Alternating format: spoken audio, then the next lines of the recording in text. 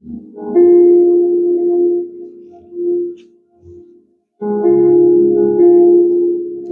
el Señor te bendiga, que el Señor te guarde, que el Señor haga resplandecer su rostro sobre ti y traiga sobre ti paz.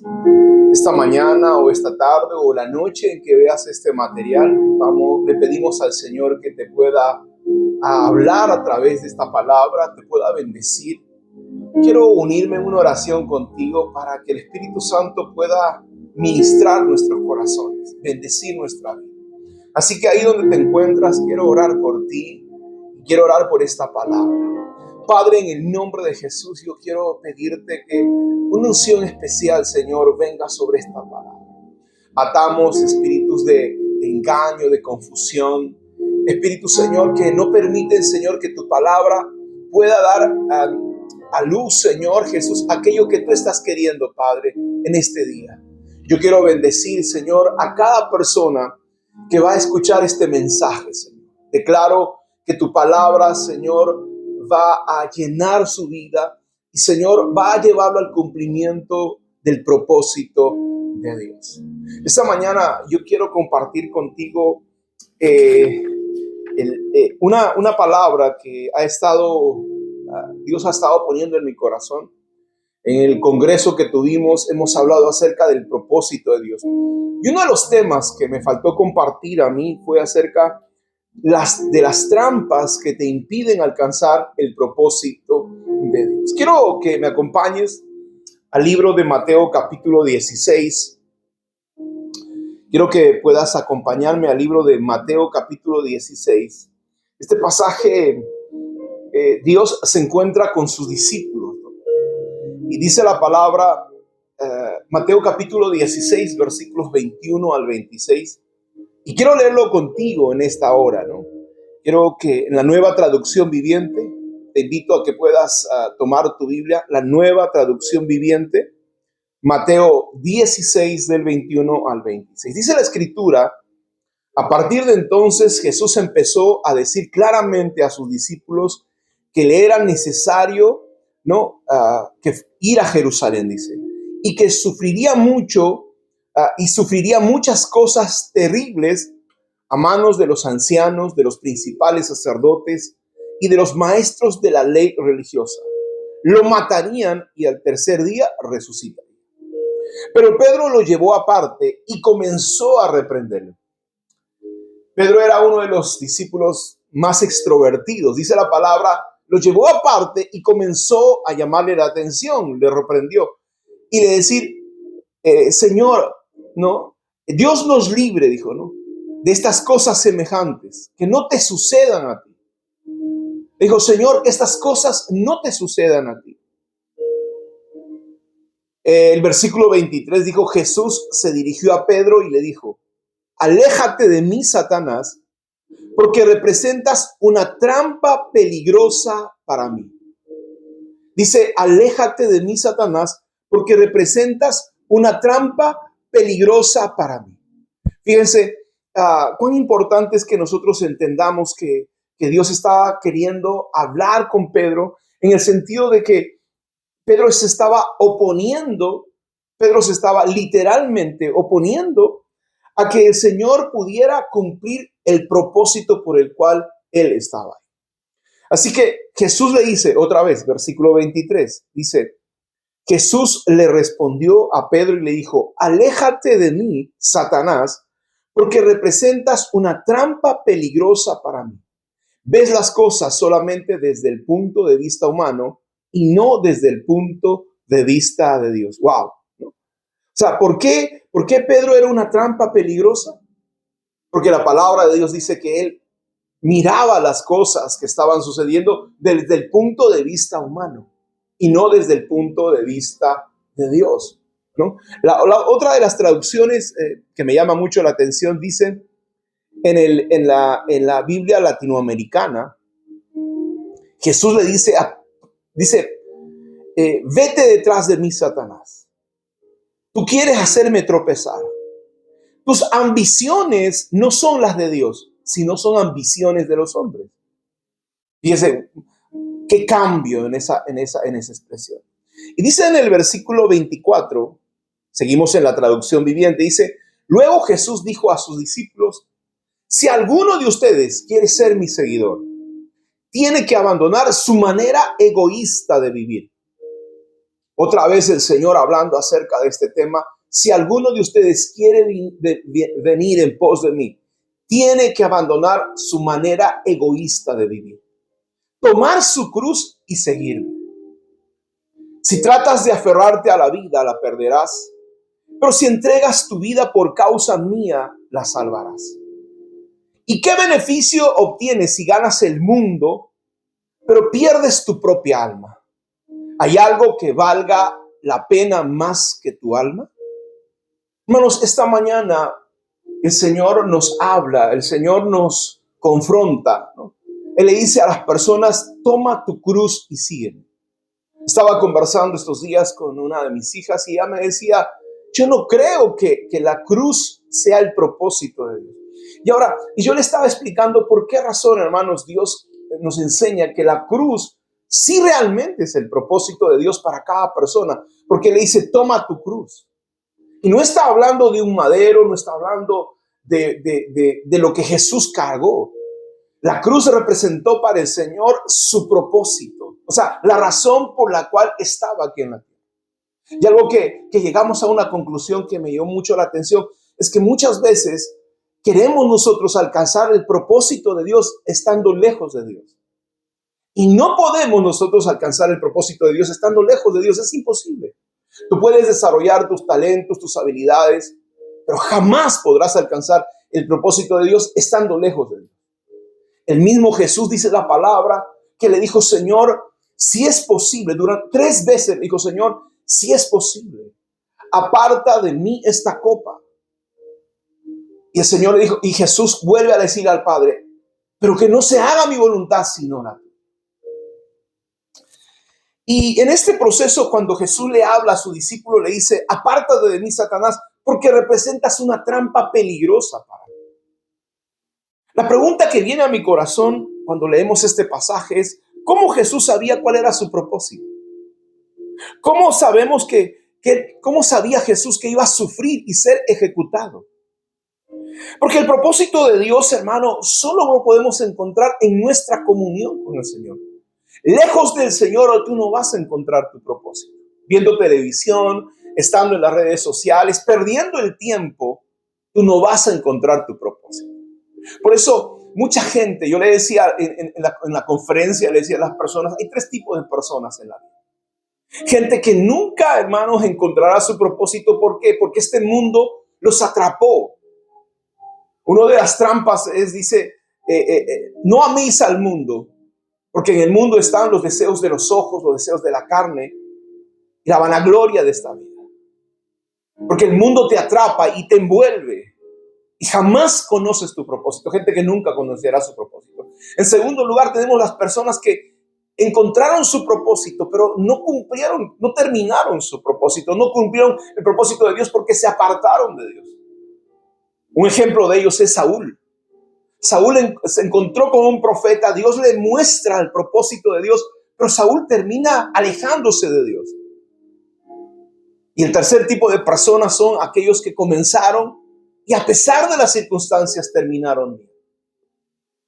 En ellos vamos a encontrar a Moisés, a Elías, el mismo Jesús, a Pablo, que terminaron el camino por el cual Dios los estableció. Ahora, recuerda una cosa, el propósito de Dios solo lo podrás encontrar en una estrecha relación con Dios. Es imposible que puedas cumplir el propósito de Dios sin tener comunión con Él. Por esto Satanás quiere impedir a toda costa que nosotros podamos tener una relación con el Señor. Estaba viendo un informe que la gente se distrae, dice, el tiempo de atención de las personas ha disminuido. ¿Sabe cuánto es el tiempo de atención de una persona? Son 12 segundos. A los 12 segundos está viendo el celular, a los 12 segundos está mirando, qué sé yo, un árbol, está perdido. ¿Por qué? Porque Satanás ha hecho que el mundo pueda distraerse de prestarle atención a Dios. Por eso es importante, ¿no? Cuán importante es que estaba mi hija Grace, decía, papá, vamos a la iglesia con una Biblia. Yo estaba llevando mi celular. Una Biblia, no como un celular, sino una Biblia que puedas leer, porque el celular de repente te entra mensajes, te entra, ¿cómo se llama? WhatsApp, y te distraen. Por eso es importante que llevemos una Biblia a la casa del Señor. Ahora, yo quiero comenzar enseñándote esta mañana qué significa una trampa. Jesús le dice a Pedro, no seas una trampa, tú eres una trampa peligrosa para mí. Ahora, ¿qué es una trampa? Estaba estudiando y la trampa es un dispositivo, fíjense. La trampa es un dispositivo, es un instrumento, es una jaula, es algo que se crea para poder atrapar a alguien o algo. Una trampa es una técnica, también se conoce a la trampa como una técnica. Es una habilidad, una destreza que tenían ciertas personas para embaucar, para engañar. Una de los objetivos de una trampa es engañar a la persona. Una trampa también es una táctica. Una táctica es un método para ejecutar un plan.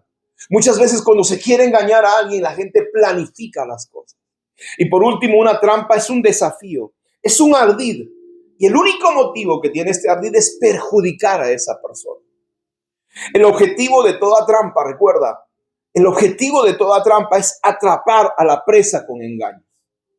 Es detectar, es capturar, es cazar. Una de las cosas que estudiando me llamó la atención, dice que la trampa es para cazar.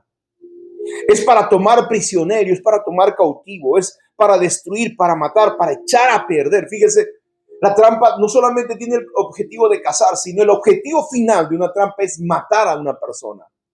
Matar el propósito de Dios. Las trampas, hoy quiero compartir de 8 trampas. Voy a tratar de terminar, pero si no, la próxima semana vamos a seguir con la segunda parte. El objetivo de toda trampa es no solamente es cazar, sino el final de una trampa es destruir a la persona, es matar. Todo cazador sabe que hace la trampa no para, hermano, solamente cazar la presa, sino para matarla.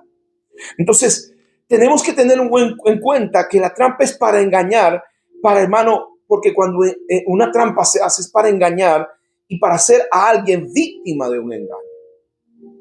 Y entonces la mayor trampa es pretender, hermano, hacernos a nosotros, Satanás quiere que nosotros sirvamos a Dios, es pretender hacer la obra de Dios y al mismo tiempo vivir lejos de Dios.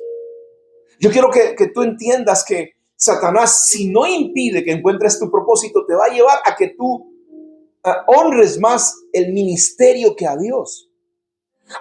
Honres más las bendiciones que Dios te ha dado que a Dios. La Biblia dice, hermano, que Pablo llegó la Biblia dice en Romanos capítulo 9, 35, quiero que me acompañe. Y de eso estábamos hablando hace unos días con los líderes de nuestra iglesia. Romanos capítulo 9, versículo 3 dice la palabra. Pero mi pueblo, dice, Pablo está hablando, no, por mi pueblo, dice Pablo, mis hermanos judíos, yo estaría dispuesto a vivir bajo maldición para siempre, separado de Cristo, si eso pudiera salvarlos. Miren, el amor de Pablo por su pueblo llegó a tal punto de que él perdió la perspectiva. La Biblia dice, Pablo dice, yo estaría dispuesto a vivir bajo maldición para siempre, separado de Cristo, si eso pudiera salvarlos. Nosotros no podemos, hermano, amar más el propósito que a Dios. Yo quiero que tengamos un balance. Cuán importante es que podamos encontrar el diseño de Dios, el propósito de Dios, pero jamás podamos amar más al propósito que a Dios del propósito. Muchas veces hemos amado más la bendición que Dios nos ha dado que al Dios de esa bendición. Yo he visto, la Biblia habla, hermanos, de Elí que dice, no corregía a sus hijos. El Señor le llama la atención, dice, has amado más a tus hijos. Has amado más a tus hijos que a mí. Le has dado de las ofrendas. Por eso, cuán importante es que nosotros en este tiempo entendamos, podamos comprender, hermano, ¿Qué es lo que Dios realmente está queriendo enseñarnos, hablarnos, ministrarnos? Porque, y poder tener la sabiduría suficiente, creo en alcanzar el propósito de Dios. Pero no creo en que nosotros, hermanos, nos convirtamos, amemos más al propósito de Dios, las bendiciones de Dios, que al Dios que nos entregó todas esas cosas. Yo te pregunto en esta mañana, ¿has encontrado tu propósito? ¿Estás amando más el propósito de Dios que al Dios de nuestro propósito? ¿Hace cuánto tiempo no tienes tiempos de ayuno, de búsqueda con el Señor? A veces, hermano, pasamos horas, días, no solamente viendo en las redes sociales, sino viendo la televisión, series de películas, y no podemos tener un tiempo para Dios. Entonces yo te pregunto, en esa condición jamás podrás alcanzar los sueños y los propósitos. A veces nos quejamos y ponemos en plan de víctimas. Y mi amado hermano tiene que salir de ser víctima y de quejarse a arrepentirse y decir, si lo hice mal, voy a buscar a Dios, porque Dios es el único que me puede ayudar a alcanzar el sueño que Dios ha puesto sobre mí. Y hoy quiero comenzar compartiendo los primeros 4 trampas que la Biblia nos enseña de que hay en este camino, en este proceso. La primera trampa que tenemos que cuidarnos y tenemos que tener cuidado es la trampa del sufrimiento, de la persecución. Mire, la Biblia dice, volvamos al libro de Mateo, capítulo 16. Dice la palabra que Jesús, dice Mateo 16, 22, dice Jesús los llevó aparte y comenzó, versículo 21, Mateo 16, 21, dice, Jesús les dijo claramente a sus discípulos, es necesario que fuera a Jerusalén y que sufra muchas cosas terribles en manos de los ancianos, de los principales sacerdotes, de los maestros de la ley. Dice que lo matarían, pero que al tercer día resucitaría. Hermano, la Biblia dice, en el mundo tendréis aflicción. Juan capítulo 16, versículo 33. Dice, en el mundo tendrán muchas pruebas y tristezas. No solamente porque, hermano, estamos sirviendo a Dios. Hay 5 motivos por qué muchas veces viene el sufrimiento. Pedro y los discípulos no estaban dispuestos a afrontar el panorama terrible que Jesús le estaba planteando. Me voy a ir, los voy a dejar, voy a sufrir, voy a ir a la cruz. O sea, tal vez usted dice, sí, la cruz, no, pero para ellos estaba diciendo, voy a ser ejecutado. La cruz significaba, hermano, que él iba a ser juzgado, iba a ser sentenciado, iba a ser ejecutado, iba a ser hecho preso. O sea, tal vez usted no esté entendiendo. Él estaba diciendo, ¿saben qué? Me van a capturar, me van a hacer sufrir. Porque para la cruz tenían que, para llevarlos a la cruz, tenían que ablandar la carne del reo. Ablandar la carne del reo. Y ellos recibían 39 latigazos antes de ser llevados a la cruz. O sea, todo eso estaba aquí en este pasaje y la gente no se estaba dando cuenta de lo que Jesús estaba diciendo. Por eso es que Pedro se asusta y dice, Señor, no digas eso. Lo reprendió. Jamás te pase eso. Porque Pedro, hermano, no quería sufrir. No quería pasar por esa situación perdiendo a su maestro. Hermano, necesitamos saber que no podemos evitar el sufrimiento. Hay 5 razones por las cuales muchas veces sufrimos. La primera, hermano, el sufrimiento viene porque estamos en un mundo caído. El momento en que Adán y Eva aceptaron, hermano, o desobedecieron a Dios y pecaron contra Dios, nosotros inmediatamente, la Biblia, Dios dice, por causa tuya el mundo será maldito. Con el sudor de tu frente comerás. Espinos y cardos te producirá la tierra. Y no está hablando de los espinos, está hablando del sufrimiento que nos iba a traer esta tierra. En segundo lugar, sufrimos, hermano, por los pecados de nuestros padres, de nuestros antepasados, por los pecados de nuestra familia. Muchas veces papá, mamá pudieron haber hecho cosas y nosotros hemos heredado las consecuencias. Su forma de crianza, su manera de enseñarnos las cosas, trajeron a nuestras vidas una forma equivocada de vida. Muchos hábitos que tenemos, muchas situaciones que vivimos son reflejo, hermano, de nuestra casa, de nuestro hogar. Y tenemos que tener cuidado. En tercer lugar, sufrimos, hermano, muchas veces por las acciones y las actitudes de otras personas. No necesariamente solo es nuestros pecados, sino los hermanos de José, lo querían matar por la envidia. Estaban, hermano, lo vendieron, lo lastimaron, lo querían matar. Y vamos a sufrir porque hay gente que toma decisiones equivocadas en la vida. Y vamos a sufrir también, hermano, porque nosotros le provocamos momentos de dolor a las personas. No solamente la gente nos provoca momentos de dolor, sino nosotros le provocamos momentos de angustia, de tristeza. En cuarto lugar, el sufrimiento viene muchas veces por nuestros propios pecados. A veces cuando nosotros tomamos decisiones, fallamos, tomamos decisiones equivocadas en nuestra vida, vamos a hacer sufrir a la gente que está a nuestro alrededor. Cuando un hombre, hermano, se emborracha, se monta en un carro y se mata, hemos escuchado a la gente decir, no, pero ¿dónde está Dios? ¿Por qué mi padre se murió? Pero Dios no le dio de beber a tu papá, a tu mamá.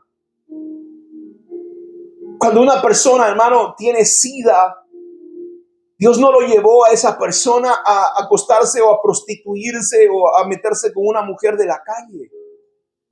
¿Por qué pasan estas cosas? Muchas veces pasan por nuestras propias decisiones. Nuestros pecados nos llevan a ese punto. Y no podemos evitar el sufrimiento. Y cuando la gente huye de esto, abandona el propósito de Dios. La Biblia nos dice también, hermano, muchas veces Dios ha puesto el sufrimiento para trabajar con nosotros, con nuestro corazón, con nuestra vida. Hebreos capítulo 5, versículo 8. Este pasaje dice la palabra, aunque Jesús era el Hijo de Dios, Jesús aprendió la obediencia por causa del sufrimiento que vino a su vida. Hermano, yo quiero que usted sepa que el sufrimiento muchas veces es la mano de Dios para trabajar con nuestros corazones. Nosotros somos muchas veces rebeldes, somos orgullosos, somos, hermano, desobedientes. Y Dios va a usar el sufrimiento para tratar con nuestro corazón, con nuestra vida. Muchas veces, hermano, nuestra ingratitud hace que Dios opere para trabajar con nosotros. A veces pensamos que es culpable mi papá, mi mamá, mis hijos, mi esposa, culpable las personas que me rodean. No. Dios está metido en este asunto porque está trabajando contigo, no está trabajando con terceras personas. Cuando Dios le dijo a Abraham, sube al monte y sacrifica a tu hijo, no estaba queriendo matar a Isaac. El Dios Todopoderoso estaba trabajando con el corazón de Abraham. Estaba queriendo, hermano, que tenga un hombre que pueda rendirse voluntariamente a los designios de Dios. No quería matar a Isaac. En ese lugar, en esa montaña, quien se murió fue Abraham. Entonces dice la palabra que mira, ni siquiera, hermano, Jesús se libró. Hebreos 5:8 dice, Jesús aprendió obediencia a causa del sufrimiento. El problema es que la gente hoy, el evangelio tan light que se predica es que tú vas a ser bendecido, vas a ser sanado, todo te va a ir bien, vas a ser feliz. Eso no es verdad. La palabra de Dios dice, Dios no nos salvó para ser felices. Dios te salvó para cumplir un propósito. Te salvó, hermano, para restaurar el reino de Dios aquí en la tierra. Y eso implica dos cosas. Dice la palabra, Pablo dice, he corrido la carrera, hay una competencia y he peleado la batalla. Va a haber una competencia donde alguien va a perder, va a haber una batalla donde va a haber heridos y muertos. Yo sé que a nosotros nos gusta el pasaje de Salmos 23, Jehová es mi pastor, y pensamos que somos ovejas y que Dios nos tiene que cuidar. Sí, eso es en una primera instancia, pero cuando tú creces y maduras, te tienes que convertir en un soldado, en un guerrero. La guerra tiene muertos y heridos. La guerra, hermanos, es dura. No podemos huir del sufrimiento. Y entonces el sufrimiento se vuelve una trampa. Y entonces yo no quiero sufrir, yo no quiero pasar por esos momentos. Entonces abandono el llamamiento de Dios.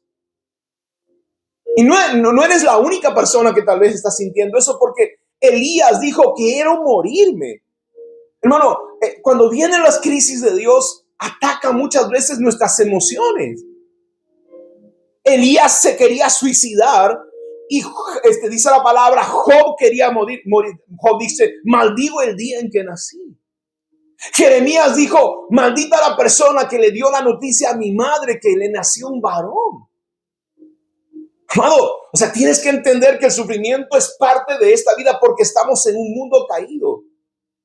Y si te predicaron un evangelio fácil, un evangelio de felicidad y de alegría, lo siento, te mintieron miserablemente.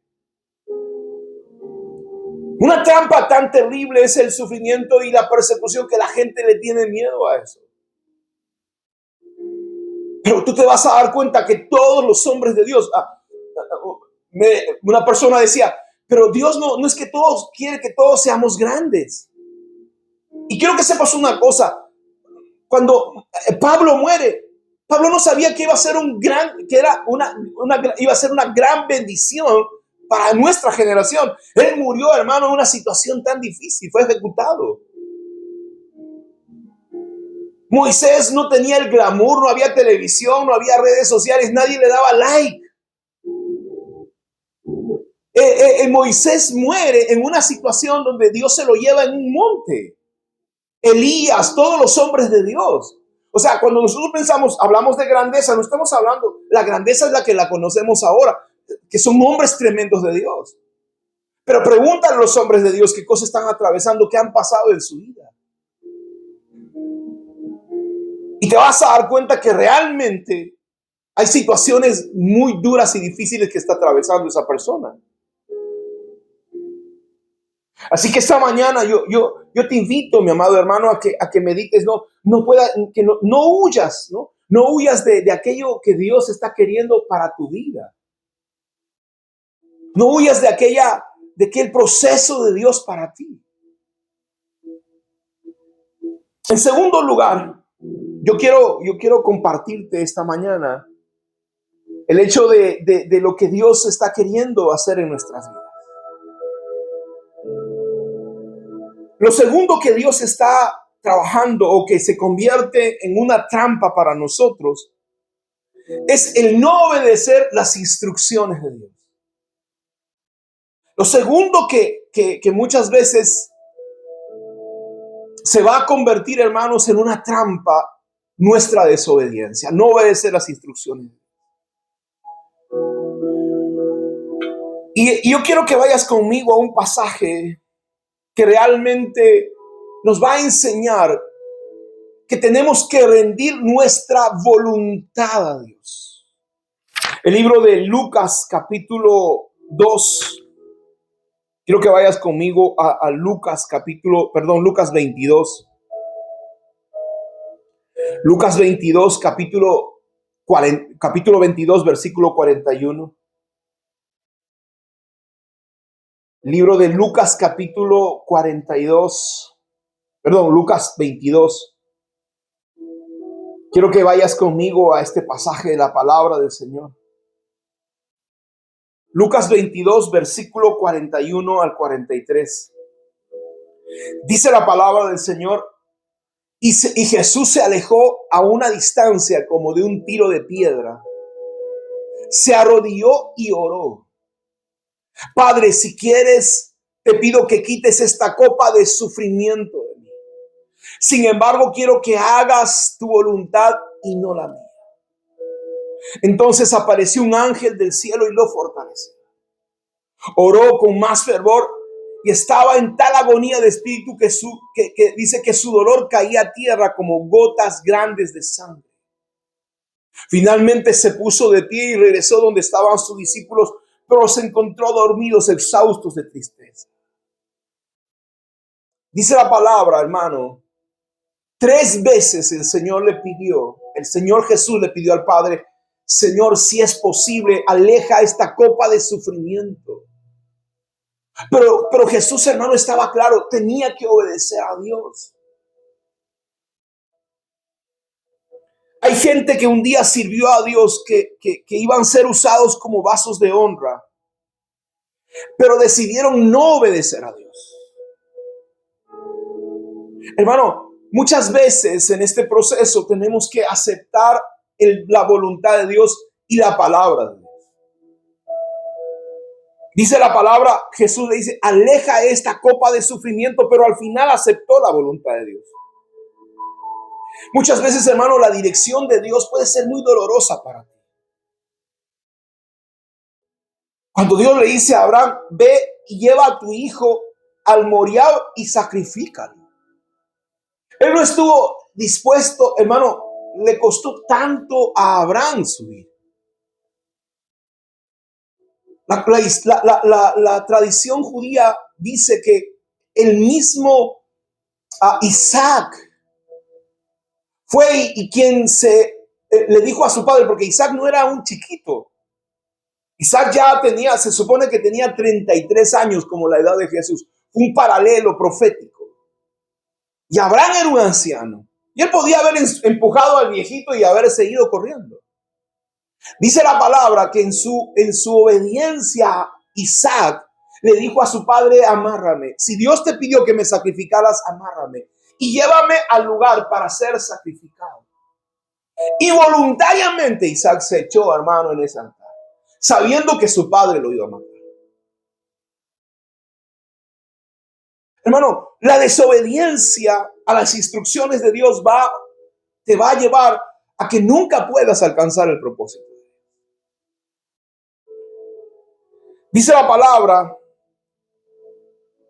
que hermano, en ese momento fue probado el corazón y la obediencia. En el Getsemaní fue probado la obediencia de Jesús. Por eso Dios nos pregunta, ¿no? Dios espera nuestra obediencia, porque Él conoce el futuro, Él desea lo mejor para ti. Tal vez tú digas, no, pero Señor, hay gente que a veces está en una relación, ¿no?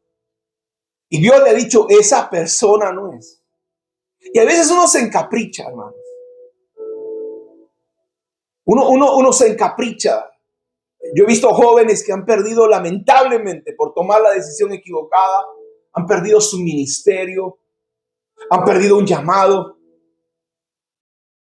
sencillamente por darle rienda suelta a sus emociones.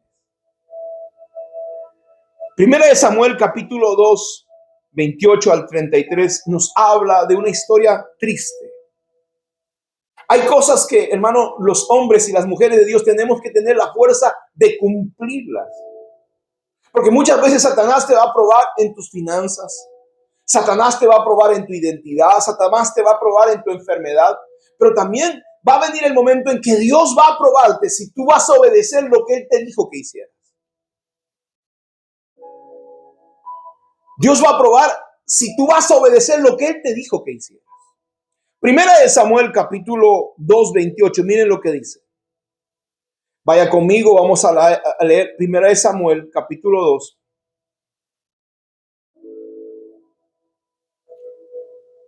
Versículo 27. Primera de Samuel 2, 27. Miren lo que dice la palabra.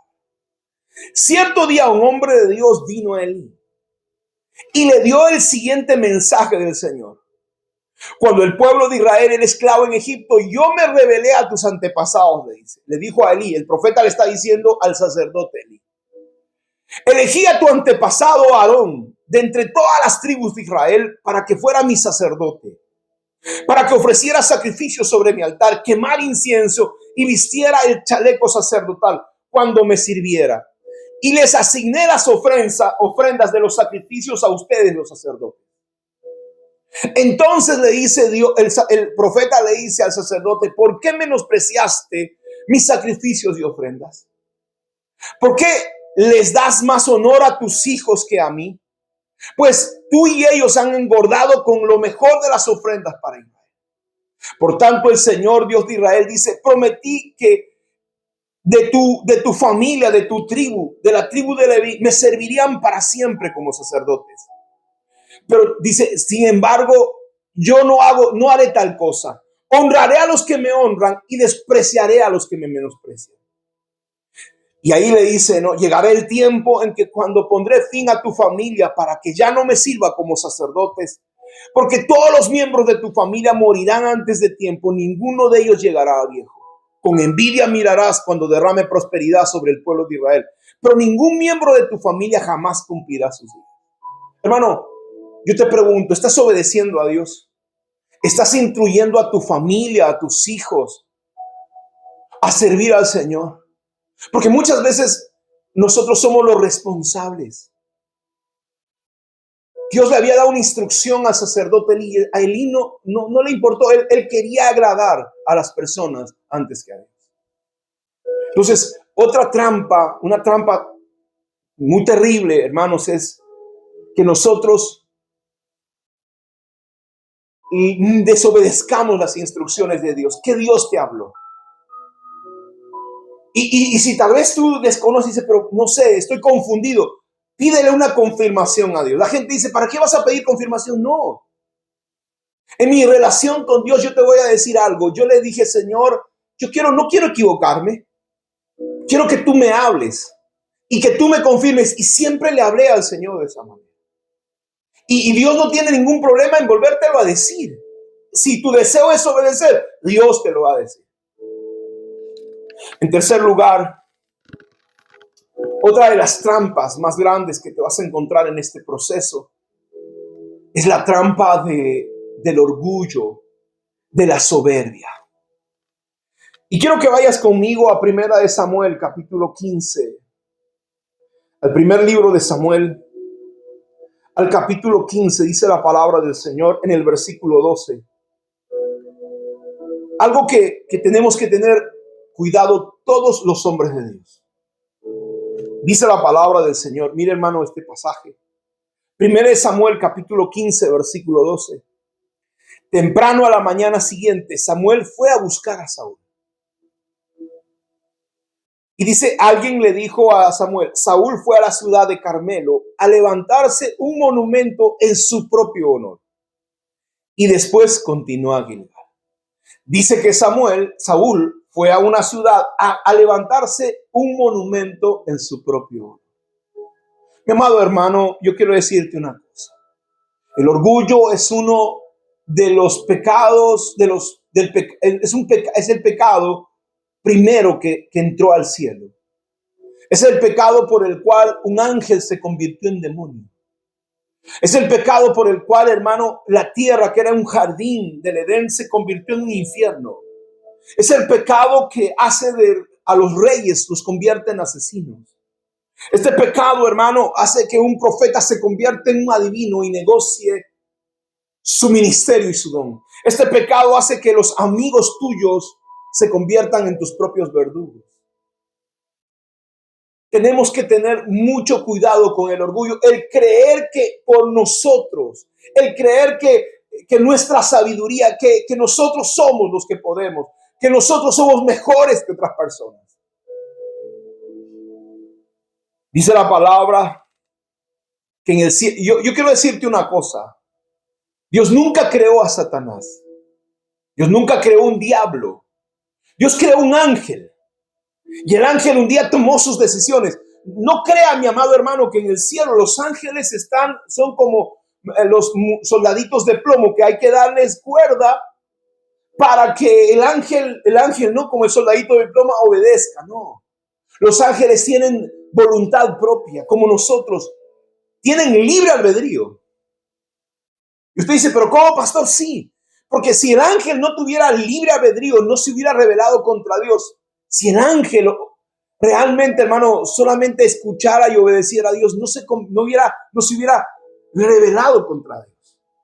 Dice la palabra, la tercera parte de los ángeles se rebelaron contra Dios. Y el orgullo, hermano, porque Lucifer dijo, yo subiré, yo me sentaré, yo seré igual que el Altísimo. Y muchas veces, hermano, el orgullo muchas veces va a llevarnos a fracasar. Por eso es importante que nos mantengamos humildes. Y humilde no significa ser pobre. Humilde es una persona enseñable, una persona que reconoce sus sus equivocaciones, que sabe pedir disculpas, que dice lo siento. Y no solamente decir lo siento, sino que cambia. Que las cosas que está haciendo las tiene que cambiar, las tiene que hacer. Porque de nada sirve pedir disculpas si la persona no cambia. Es como la persona que no tiene dinero y dice, no, yo voy a cambiar, voy a trabajar y nunca lo hace. Y toda su vida va a vivir en pobreza. Hay que tomar una decisión de cambio en todas las áreas de nuestra vida. Eva le dijo a Dios, ¿por qué Eva peca? Porque Dios le había dicho, no toques ese árbol. Y Eva dijo en su corazón, bueno, esa es la opinión de Dios. Y como me dice mi amiga la culebra, yo tengo mejores ideas que Dios. Y a causa del orgullo, convirtió su huerto, su jardín en un infierno. Hermano, cuán importante es que tengamos cuidado y miremos nuestro corazón. Y no tiene que ver con decirle toda la gloria le doy a Dios. Sí, reconoce que toda la gloria le das a Dios, pero no solamente tiene que ver con eso.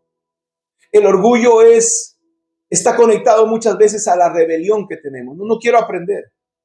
No quiero rendir cuentas a nadie. Quiero hacer lo que yo quiero y cuando yo quiero. Por eso, hermano, Dios estableció en su palabra mandamientos, estatutos para que nosotros podamos ceñirnos a eso. Y yo creo que tú sepas que las bendiciones son condicionales, que Dios no te va a dar las cosas de regalado. Yo le decía en esta semana a una persona, yo voy a apoyar y voy a bendecir a quien sirva a Dios. No puedo aplaudir, no puedo ayudar, no voy a bendecir a nadie que no quiera servir a Dios. Y aunque la gente me diga, no, pero yo lo puedo hacer, yo puedo servir a Dios a mi manera. Lo siento mucho, no puede ser a tu manera. Hay establecidos mandamientos, formas, protocolos para servir a Dios. ¿Y sabe qué cosa? Tu amor a Dios, yo lo puedo ver. Realmente tu relación con Dios se nota. Porque a una reunión de amigos tú llegas temprano, pero a la iglesia llegas tarde. Porque tú puedes gastar dinero en una situación de, qué sé yo, de diversión, pero tú no puedes dar tus diezmos. O sea, tu relación con Dios se nota. Perdóname, pero aunque tú me digas no, pero es algo personal, sí, pero eso se nota.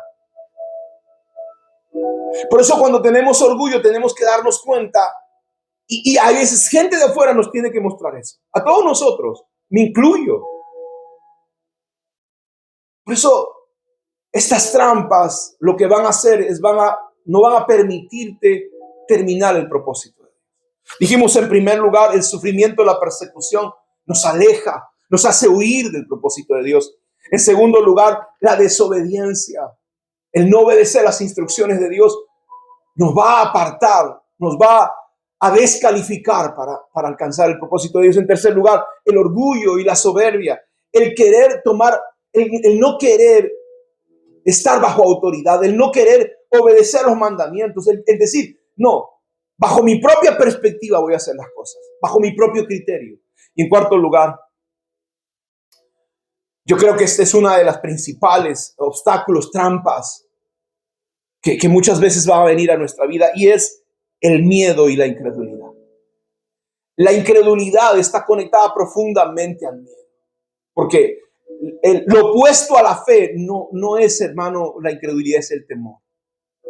Vivimos hace 2 años atrás, Satanás sabe que el mundo, hermano, puede ser gobernado por el miedo. Gente que por miedo hizo cosas terribles. Su miedo lo llevó a ir a practicar natación con un bozal. Imagínate, su miedo lo llevó a practicar natación con un tapabocas. Su miedo lo llevó a tener tapabocas manejando solo en un carro. Su miedo lo llevó a no abrazar a su familia, a apartarse de todo el mundo porque sentía que se iba a contagiar. ¿Cómo jugaron, perdóname la expresión, miserablemente con tu miedo? Y eso, hermano, nosotros vamos a ver que pasa en los caminos del Señor. Mateo capítulo 25, vaya conmigo y con esto quiero cerrar esta mañana. Mateo capítulo 25, mire lo que dice la palabra. Mateo 25, versículo 25. Dios le había dado talentos, Dios le había dado habilidades, le había dado bendiciones a ciertas personas. Dice, de acuerdo a su fe. A uno le dio 5 talentos, a otro le dio 2 talentos, a uno le dio 1 talento. El que tenía 5 talentos fue y multiplicó esos 5 talentos porque tuvo fe. El que tuvo 2 talentos también lo multiplicó. Y Dios les llama buen siervo y fiel, hombre de fe. La traducción dice, qué bueno que has multiplicado lo que te he dado porque eres un hombre de fe, porque te arriesgaste, porque pudiste haberlo perdido, pero te arriesgaste. Y el último dice la palabra en el versículo 25, le dijo, Señor, tenía miedo de perder tu dinero. Tenía miedo de perder tu dinero, así que lo escondí en la tierra. Aquí está tu dinero de vuelta. Y no solamente eso, mire la persona incrédula, los hombres que son temerosos, hermano. Porque no solamente es miedo, sino es cobardía. ¿Por qué? Porque están buscando su seguridad. Y la gente que tiene un llamado de parte de Dios muchas veces no va porque tiene miedo y quiere tener control de su seguridad. Y miren lo que dice en su cobardía. Dice, pero el amo le respondió, siervo perverso y perezoso. Si sabías que cosechaba lo que no sembré y recojo donde no cultivé, ¿por qué no depositaste mi dinero en el banco? Al menos al regresar hubiera tenido intereses de él. O sea, tú me estás culpando. Fíjese, hermano, el cobarde, el incrédulo, encima culpa a Dios. No, por tu culpa no soy bendecido, por tu culpa no tengo, por culpa de fulano, por culpa de mengano. Hermano, yo en cambio de la víctima prefiero a la persona arrepentida. Porque la víctima no reconoce que fue su equivocación. La persona arrepentida dice, lo hice mal y lo siento. Deja de ser una víctima y arrepiéntete. Y reconoce que necesitas fe. Fe para terminar tus estudios, fe para emprender un negocio, fe para vivir, fe para casarte, fe para tener hijos. Una discípula me dice, pastor, a mis 40 años me he embarazado. Me han dicho que es un riesgo tener este bebé. Yo le dije, si estás embarazada, créele a Dios. Dios te dio la oportunidad. Entonces tenemos que confiar en el Señor, que las cosas que Dios nos estaba dando no nos las va a quitar. Ahora, ciertamente que tenemos que tener cuidado, lo sé. Pero no podemos vivir bajo las palabras de incredulidad y de miedo de la gente. Hay tantos predicadores, hermano, en Facebook que hablan el fin del mundo se acerca y la guerra. Bien, yo creo en la venida del Señor. Pero ¿sabes qué cosa? La pregunta es, ¿has hecho algo? ¿Estamos haciendo algo respecto a eso? Yo te pregunto, ¿qué estás haciendo tú para acelerar la venida del Señor? ¿Qué tú estás haciendo? El tipo dice, tuve miedo, escondí tu talento. Tuve miedo y no me preparé. Tuve miedo y no estudié. Tuve miedo, no trabajé. Tuve miedo, no terminé. Tuve miedo y abandoné mi llamado. Tuve miedo. Dios dice la palabra. El problema es que tú no conoces lo que Dios hizo. La Escritura dice que el Señor ha puesto una medida de fe en ti. No me digas, pastor, no tengo fe. La palabra de Dios en Romanos capítulo 12, versículo 3 dice, piensa correctamente acerca de ti, de acuerdo a la medida de fe que he puesto en tu interior. Hay una medida de fe, hay un grano de fe en tu corazón. Porque para vivir se necesita fe. Para salir de tu casa vas a necesitar fe. Para casarte vas a necesitar fe. Para tener un hijo vas a necesitar fe. Para ir en la mañana al trabajo vas a necesitar fe. Porque te puedes chocar. Porque puedes tener un accidente, porque te puedes morir. Para vivir tienes que tener fe. Y dice la palabra que le ha puesto una medida de fe. El problema es que la gente, hermano, Tiene fe para enfermarse, tiene fe para que le pase las cosas malas, tiene fe para pensar que alguien está tratando de destruirle y hablando mal de esa persona. La pregunta que yo te hago en esta mañana, ¿para qué tienes fe? ¿O eres como el siervo perezoso e incrédulo que dice, es que tú eres malo? Y mi amado, la fe es emuná. Y la fe se ve. Tú me puedes decir, sí tengo fe cuando tus acciones me muestran que no es verdad. Tus acciones me dicen a mí que tú no tienes fe. No, yo tengo mi relación con Dios. Yo no veo eso. Yo veo que para otras cosas tienes tiempo, pero para Dios no tienes tiempo. Me dice, pastor, yo estoy orando, pero no veo tu oración. No veo que las cosas, Dios está poniéndose de tu parte. La fe en hebreo significa emuná. Podemos ver en nuestras acciones, no es una creencia inactiva. Si crees en la palabra de Dios, irás detrás del propósito de Dios. Hermano, todos los hombres y mujeres de Dios tuvieron que enfrentarse a estas trampas. Y yo te invito a que tú puedas superarlas. Porque recuerda que la trampa fue hecha para engañarte, la trampa fue hecha para matarte. Fíjense, me llama la atención que dice, la trampa fue hecha para atrapar la presa con engaños y no solamente para atraparte, sino para destruirte, para matarte y para echarte a perder. No le creas a tus emociones. Créele a la palabra de Dios. No le creas a lo que dice la gente. Créele a lo que dice la palabra de Dios. No le creas a los falsos y profetas mentirosos. Créele a la palabra de Dios. No permitas que estas trampas te hagan terminar, hermano, como Saúl, muerto, suicidado.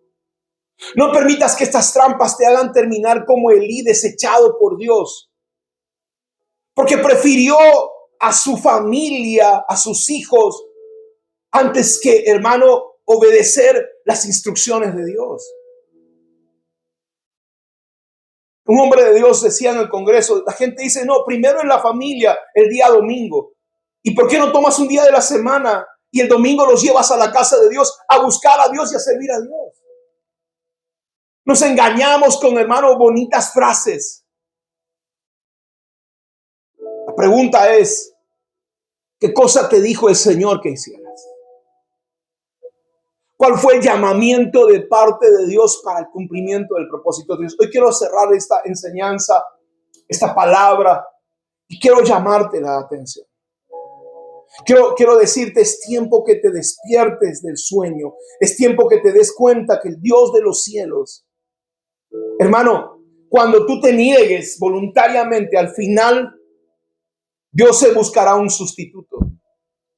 Hay gente, hermano, que no es insustituible. Insustituible. Dios no quiso buscar un sustituto como Moisés, le esperó 40 años. Hay gente que es insustituible como Jonás. Había más profetas, pero dijo, no, yo quiero que tú vayas. Hay gente insustituible como Elías, pero hay gente sustituible. Dios sustituyó a Saúl. ¿Por qué? Porque Saúl, hermano, se llenó de orgullo. Dios sustituyó a Judas, porque a Judas no le importó que había sido llamado por el Dios eterno, por el Mesías. Dios sustituyó hombres y mujeres que durante mucho tiempo Dios le habló una y otra vez y no quisieron hacer absolutamente nada respecto a su llamado. Perdóname, ¿quién eres tú? ¿Eres un hombre insustituible o eres un sustituible? ¿Y cómo yo sé eso, pastores? Las decisiones que tú vas a tomar en la vida. Yo te bendigo en esta mañana y yo le pido al Dios del cielo que en su misericordia te alcance. y que venga su gracia sobre ti. Porque, querido amado amigo, si nosotros caemos en esta trampa, no podremos salir de esta situación. Donde te encuentres, déjame orar en esta mañana por ti. Y déjame pedirle a Dios que te habla, que te confronte, que te lleve. Querido amigo, dice la palabra, a unas personas llamó al inicio, a las 8 de la mañana, algunos llamó al mediodía, otros llamó a las 5 de la tarde. Y él dice, hizo un convenio con los que llamó a las 8 de la mañana. Dijo, ellos dijeron, Señor, ¿qué me vas a dar? Y dijo, te voy a dar un denario. Fue al mediodía y los encontró, dice, en la plaza y le dijo, ¿qué hacen sin trabajo? Vengan y sirvan en mi obra y yo les voy a pagar. Y al de las 3 de la tarde le ofreció lo mismo y al de las 5 de la tarde le dijo, ven, trabaja conmigo. Y dice la palabra, cuando fue el momento de la paga, comenzó el Señor a pagar, hermano, al de las 5 de la tarde y al de las 3 de la tarde y les di un denario. Y de las 8 de la mañana dijo, a mí seguro me pagará más porque yo he soportado el trabajo. Pero el Señor le dijo, pero yo convine contigo en un denario. Yo no te estoy haciendo mal, aquí está. Muchos hermanos que hemos entrado en la labor final. La labor final no te hablo de trabajar hace 20 años. La labor final es este último tiempo.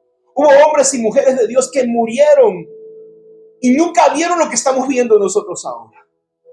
El final de los tiempos de la humanidad. Nosotros entramos en la última hora. Y dice su palabra, Dios fue fiel con ellos. Y yo le puedo dar testimonio de eso. Tal vez para mucha gente no sea mucho, pero yo he visto la misericordia y la gracia de Dios. Yo puedo darle gracias a Dios porque ha sido fiel conmigo. Siempre ha sido fiel.